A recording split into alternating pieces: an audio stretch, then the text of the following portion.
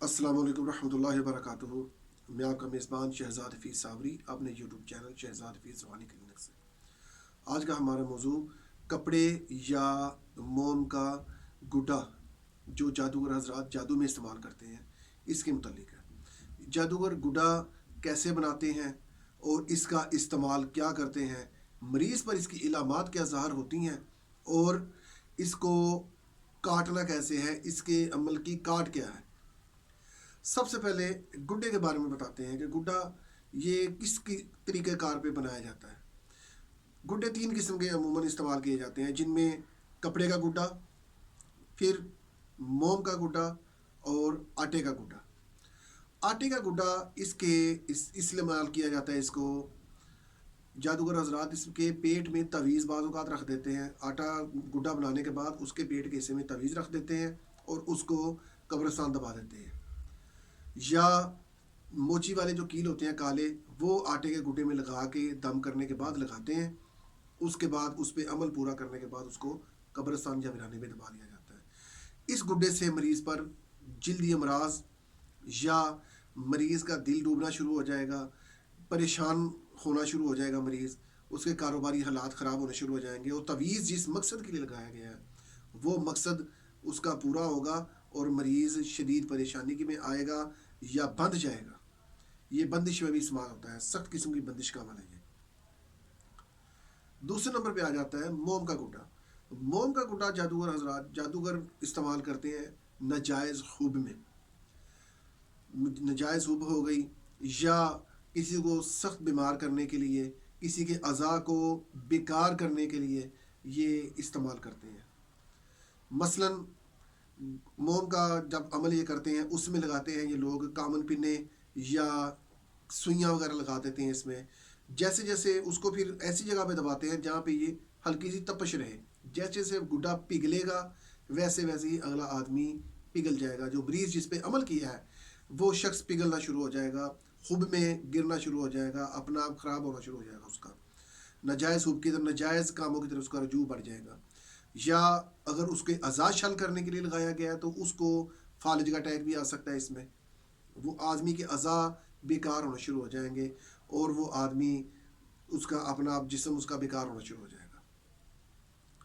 तीसरे नंबर पे आ जाता है कपड़े का गुड्डा। ये एक्सीडेंट करने के लिए इस्तेमाल करते हैं लोग। एक्सीडेंट करने के लिए, दिमागी तवाज़ुन ख़राब करने के लिए या किसी ऐसे शदीद मकसद बांधने के लिए कि उसको आदमी को जॉइंट्स में दर्दें शुरू हो जाती हैं। इसमें सुइयाँ या बबूल के कांटे वगैरह ये जादूगर इस्तेमाल करते हैं। जब उसको अपना मंत्र तंत्र उस पर पढ़ने के बाद इस गुड्डे में जब ये बबूल के कांटे लगाएंगे या इसमें सुइयाँ वगैरह लगाएंगे तो जिस जगह पे वो कांटे या सुइयाँ लगी होंगी वो अज़ा उसके बेकार होने शुरू हो जाएंगे, उसमें उसको तकलीफ़ आनी शुरू हो जाएगी और आदमी बेकार होने की तरफ चल पड़ेगा।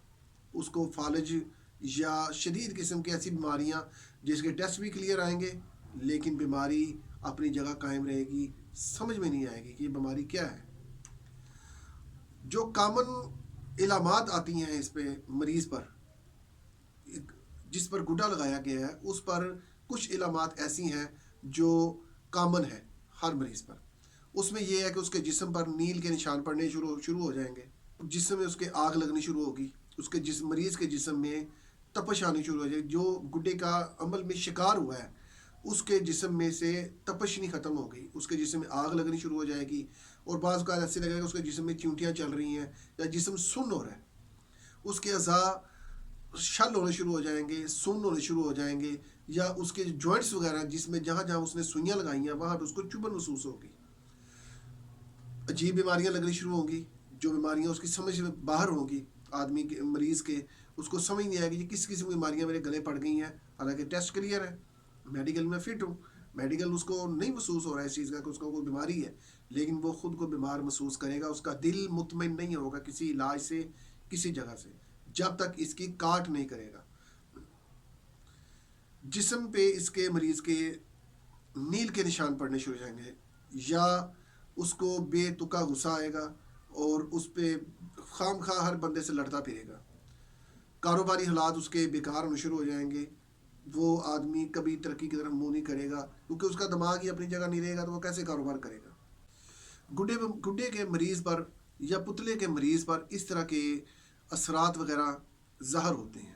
بد اثرات شدید آئیں گے، سر بھاری رہے گا اور اس کا جسم اور دل و جسم اور دماغ کام نہیں کرے گا. سیدھے معاملات اس طرح کے ہیں. اب اس کا علاج جو ہے وہ قرآن پاک کی ان آیات مبارکہ سے کریں. بسم اللہ الرحمن الرحیم. قلنا لا تخف انک انت الاعلی والق ما فی یمینک تلقف ما صنعوا انما صنعوا کید الساحر